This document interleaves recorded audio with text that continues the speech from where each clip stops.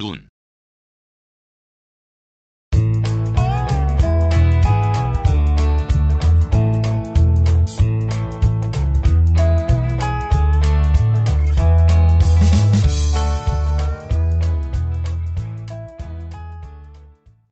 1. 개관. 구름으로부터 내리는 얼음 결정 또는 얼음 결정이 구름으로부터 내리는 현상. 눈 결정은 침상, 각주상, 판상 등 여러 가지 결정형을 나타낸다. 그 크기는 보통 2mm 정도이므로 돋보기를 써서 쉽게 관찰할 수 있다. 눈 결정은 내릴 때 서로 엉겨 눈송이를 이룬다. 눈송이의 크기는 보통 1cm 정도이지만 수천 개의 눈 결정이 엉겨붙어서 등 수십 cm의 눈송이가 관측된 사실도 있다. 흔히 말하는 한방눈은 포근한 날에 잘 내리며 눈송이가 커서 잠시 동안에 온 세상을 은세계로 만든다. 매우 한랭한 날에는 큰 눈송이로 성장하지 못한 가루눈이 내린다. 한방눈은 끈기가 있어서 잘 뭉쳐지지만 가루눈은 끈기가 없어서 잘 뭉쳐지지 않는다. 때로 하나하나의 눈 결정이 엉겨붙지 않고 내리는 것이 관측된다. 눈 결정은 매우 섬세한 구조를 이루고 있어서 빛이 반사하거나 굴절할 수 있는 면을 무수히 가지고 있다. 따라서 눈은 희게 보이지만 공기 중에 부유하고 있는 먼지나 미생물이 붙으면 붉은색, 노란색 또는 검은색으로 착색되는 경우가 있다. 눈이 내리는 정도를 눈의 강도라고 하는데 눈의 강도는 시정이나 눈이 내려 쌓이는 모습을 보고 정한다. 적설량은 넓은 의미에서의 눈의 양이며 보통 강설의 깊이, 강설에 의한 강수량 또는 어떤 기간에 이들 값을 누적한 것을 말한다. 눈에 의한 강수량은 수수기의 지름이 우량계와 같은 20cm인 설량계로 받은 눈을 녹여서 물의 깊이로 나타낸 값이다. 강수량에서 강설의 깊이를 대략 추정하려면 눈의 비중을 0, L로 보고 강수량의 10배의 값을 적설의 깊이로 보면 된다.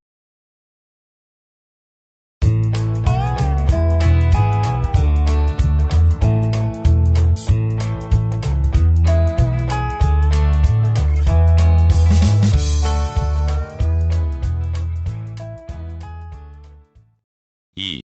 결정. 눈 결정은 육방정계에 속하는 결정이며 기저면 내에서 서로 60도 각도로 교차하는 세 개의 H축과 기저면에 수직인 C축을 가진다. 눈 결정은 빙정핵을 중심으로 성장하는데 성장 과정에서 기저면과 측면이 성장하는 정도에 따라 여러 가지 외형을 나타낸다. 눈 결정을 외형에 따라 분류한 것으로는 일본의 나카타니, 우키치로 중국의 일랑의 분류가 세계적으로 가장 유명하다. 분류된 눈의 여러 결정형은 다음과 같다. 침상 결정은 보통 가는 바늘 모양의 얼음 여러 개가 다발을 이루거나 두 개가 X자 모양으로 교차하여 내린다. 기온이 비교적 높은 영도시 부근에서 내린다. 인공실험에 의하면 이 결정은 비교적 기온이 높고 수증기가 풍부할 때 생긴다. 각주상 결정은 육방정기의 결정축 방향으로 발달하여 생긴 결정이다. 대기가 비교적 건조할 때 내리며 비교적 작다. 판상 결정은 육방정기의 기저면 방향으로 발달하여 생긴 결정이다. 대기 중에 수증기가 풍부하면 작은 가지가 많은 수지상 또는 양치상 결정이 생긴다. 그러나 수증기의 보충이 충분하지 못하면 가지의 폭이 넓어져서 각판 모양으로 된 결정이 생긴다. 판상 결정에는 2화형, 4화형, 12화형 등이 있는데 이것은 결정이 분열하거나 부착하여 생긴다. 기형 결정은 여러 원인에 의하여 정규적 결정형을 이루지 못하고 기형적으로 발달된 것이다. 각주와 평판의 조합 결정은 각주상 결정의 윗면이나 밑면이 각판상이나 수지상으로 발달되어 생긴 결정이다. 각주상 결정이 생길 수 있는 대계층에서 판상 결정이 생길 수 있는 대계층으로 낙하하여 생기는 것으로 보인다. 측면 결정은 각주의 측면이 평판같이 옆으로 뻗어나온 모양의 결정이며 흔히 관측되지는 않는다. 울리 부착 결정은 거의 모든 눈 결정에는 작은 수적이 얼어붙는데 특히 많은 수적이 얼어붙어 있는 결정이다. 지상에서 관찰되는 눈의 결정형과 관측 장소의 기온과는 관계가 없다는 것이 밝혀졌다. 그러나 눈이 성장하는 구름의 기온, 수증기량, 얼음에 대한 수증기의 포화 정도에 따라 서로 다른 결정형의 눈이 나타난다. 이에 대한 바이크만의 관측 결과를 보면 마이너스 30도씨보다 기온이 낮은 곳에서 독립적으로 있는 높은 고온에서는 주로 길이가 2분의 1mm 정도이며 깔때기 모양의 공동을 가진 육각 주상 결정이 나타난다. 그러나 얼음에 대해서 다소 과포화 상태인 권층온에서는 짧고 공동이 없는 각주상 결정이 나타난다. 기온이 마이너스 15에서 0에서 30도씨가 되는 곳의 중층온에서는 각주상 결정과 육각 판상 결정이 생기나 기온이 낮을수록 각주상 결정이 잘 나타난다. 기온이 0-15도씨인 관행각 하층온에서는 여러가지 결정형이 나타난다. 지름이 2분의 1mm 정도이고 두께가 10에서 20mm인 육각 판상 결정, 짧은 각주상 결정, 길고 얇은 침상 결정, 별 모양의 결정 등이 나타나며 자연에서 생기는 눈의 결정형은 기온과 관계가 있다는 것을 알 수 있다. 일반적으로 눈 결정의 형태 또는 성질은 성장 시의 기온과 포화 정도에 따라 변한다. 마고노와리가 작성한 것을 보면 눈 결정의 성질을 대체로 짐작할 수 있다.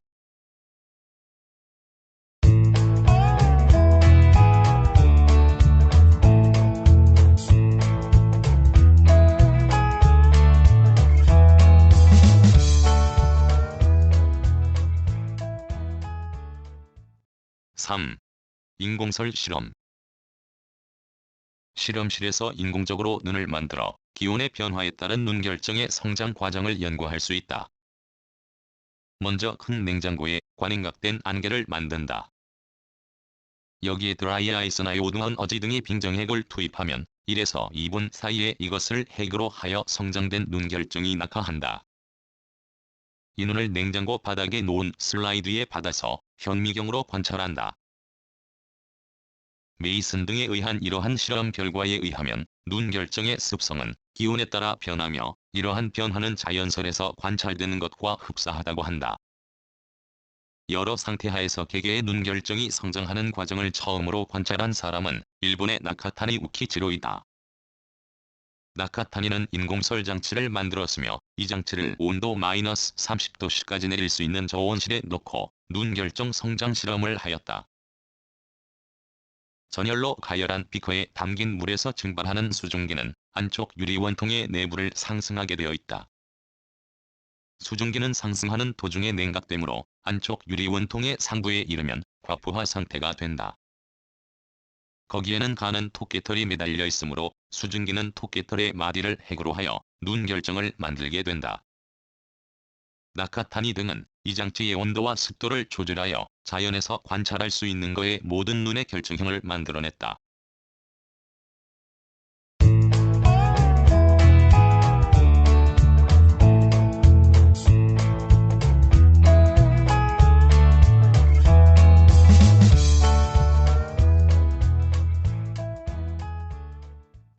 (4) 결정 관찰.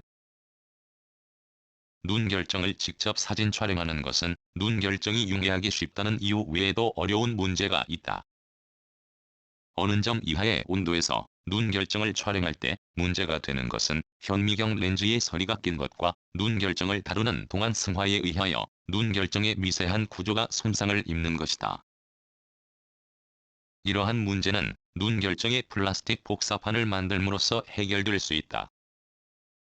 눈 결정 자체나 그 복제는 배율이 낮은 현미경 하에서 반사광이나 투과광을 이용하여 촬영할 수 있다. 투과광을 이용하면 눈 결정의 모양과 내부 구조가 뚜렷하게 나타난다.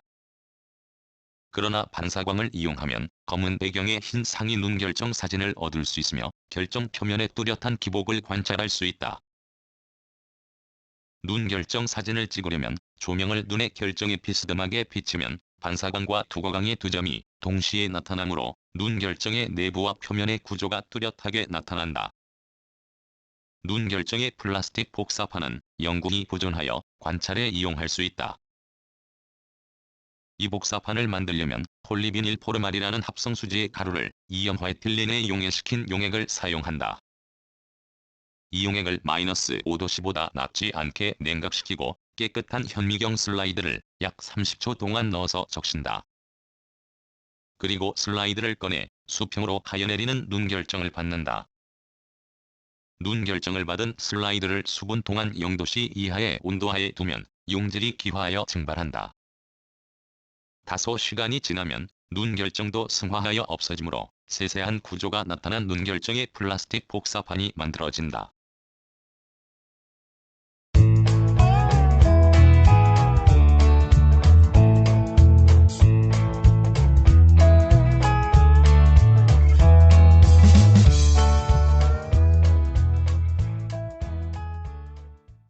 오.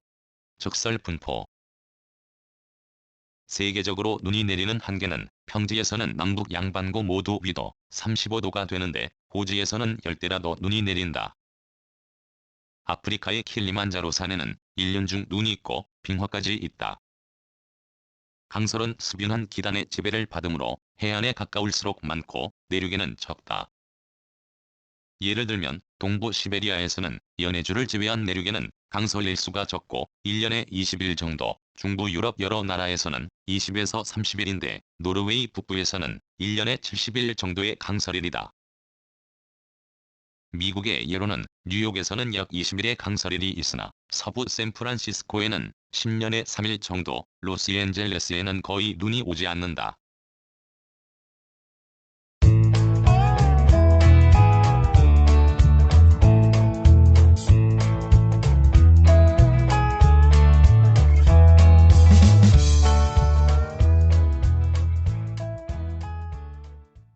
6.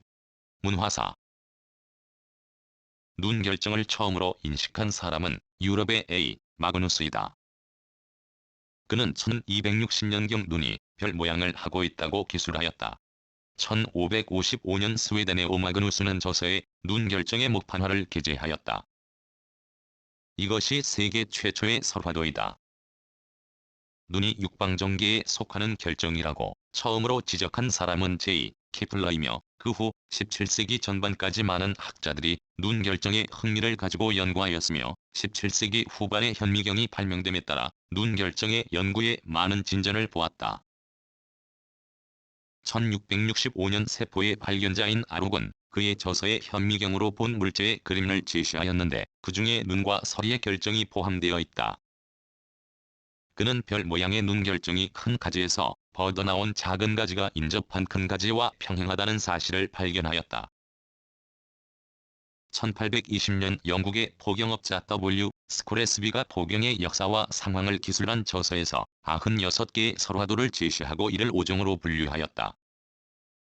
이 분류 중에는 프리즘형, 피라미드형, 장구형 등 그때까지 알려져 있지 않은 새로운 구조의 눈 결정의 구조가 첨가되었다.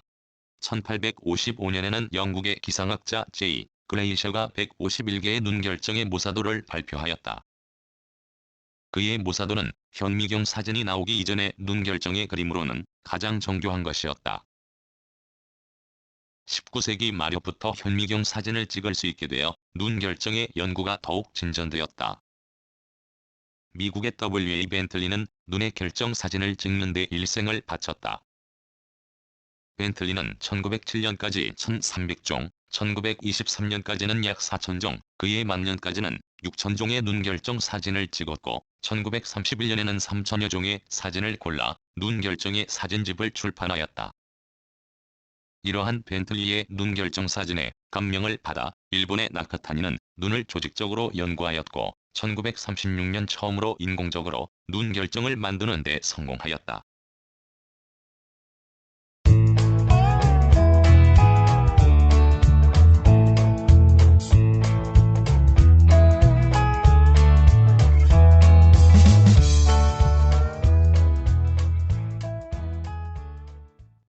7. 인간 생활. 눈이 많이 내리면 직접, 간접으로 설해가 일어난다. 또 제절기가 아닌 때에 내리는 눈은 농작물 등에 큰 피해를 준다.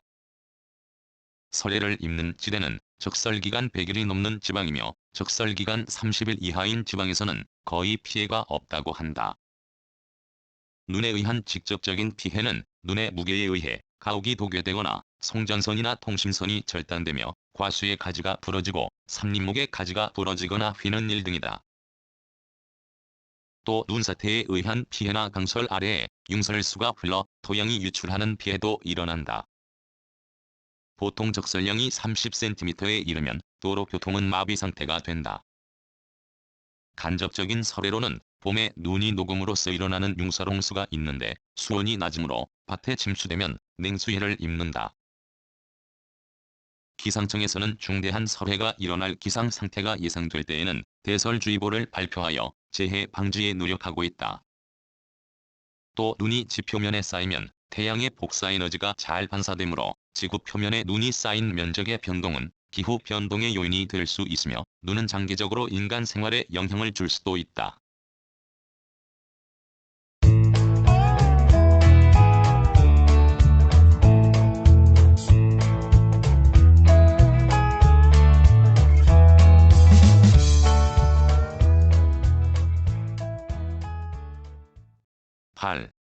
적설량 분포.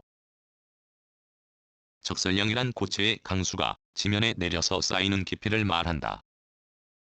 따라서 적설량과 강설량과는 그 뜻이 다르다. 강설이 있으나 지면에 쌓이기 전에 녹아버리면 적설은 있을 수 없다. 따라서 적설량은 눈이 내려서 쌓인 기간과는 관계없이 관측 시에 실제로 지면에 쌓여있는 눈의 높이를 말한다. 적설량은 보통 1cm를 단위로 측정한다. 한반도의 연간 적설 일수는 남한에서 1개월 미만이나 북한에서는 9 이상이 된다. 연간 적설 일수가 가장 적은 곳은 부산 일대로 2일 정도이다. 북한의 중강지는 125일 정도의 큰 적설 일수를 나타낸다. 산간지방에서는 평지에 비하여 일반적으로 적설 일수가 크게 나타난다. 한국의 최심 적설량은 울릉도에서 가장 큰 값인 3m를 나타낸다. 육지에서는 원산과 강릉을 이은 동해안에서 75cm 이상의 큰 최심 적설량을 나타내고 목포와 대구 일대에서 50cm 정도의 최심 적설량을 나타낸다. 일반적으로 산간지방에서는 큰 적설량이 나타난다.